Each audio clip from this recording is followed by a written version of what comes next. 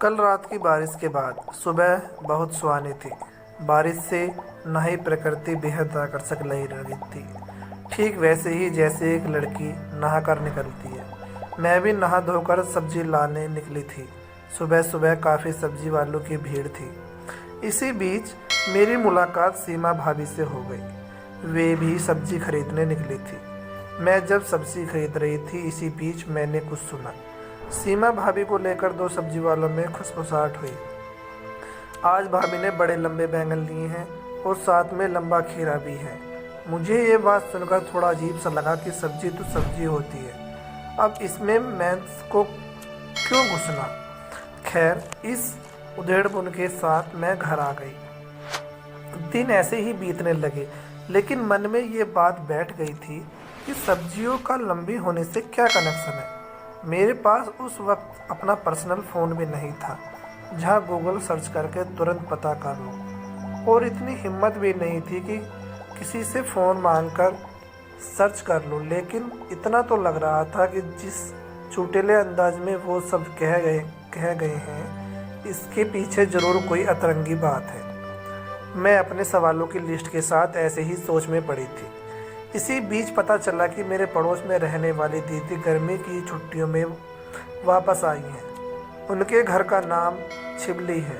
मैं और दीदी एक दूसरे से कई सारी बातें शेयर किया करते हैं, लेकिन आगे की पढ़ाई के लिए वे बाहर चली गई थी और हमारा संपर्क टूट गया। कभी कभी उनकी माँ से उनका हाल चाल पता चल जाता था, लेकिन बात किए हुए कई साल गुजरे थे। हमारे बीच उम्र की दीवार केवल शब्दों में है। ऐसे हम बिल्कुल सहेलियां हैं, क्योंकि 1-2 साल का फ़र्क हम दोनों के मिलते ही मिट जाता है।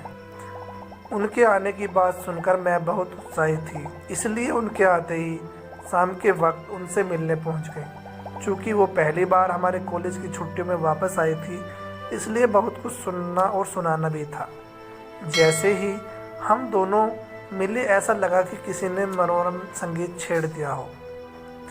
हम दोनों छत पर बैठ गए और इधर उधर की बातें करने लगे। इस बीच में मैंने उनसे पूछा, अच्छा छबली दी, एक बात कई दिनों से मन में है, आपसे ही पूछ सकती हूँ क्योंकि किसी से शेयर नहीं कर सकती। हाँ बोलो ज्योति। उनसे सहमति मिलते ही मैंने कहा, आपको पता है उस दिन मैं सब्जी लेने गई थी तो वहीं सीमा भाभी आई थी। वो सब्जी खरीद रही थी कि तभी पीछे से 2 सब्जी बेचने वाले औरतों ने बोला, भाभी ने लंबे बैंगन और खीरा खरीदा है, और फिर वह जोर से हंस पड़ी। अब एक बात समझ नहीं आ रही थी कि अब लड़कियों की सब्जी खरीदने से भी दिक्कत होने लगी। छबली दी ने हंसते हुए कहा, अरे नहीं, इसका मतलब कुछ और है।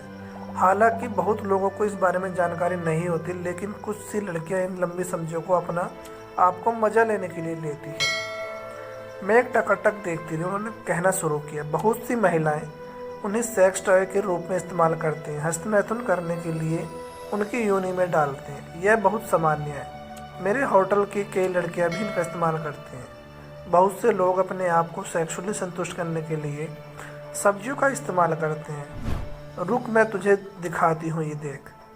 इसी के बाद उन्होंने अपना फ़ोन दिखाया, जिसमें कुछ वीडियोज और तस्वीरें थी।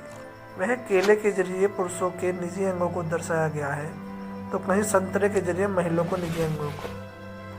छबली दी ने मुस्कुराते हुए आगे कहा, उस दिन सीमा भाभी जो बैंगन और खीरा खरीद रही थी, इसका मतलब भी वही था। शायद इसलिए ही किसी ने ये कमेंट किया हो।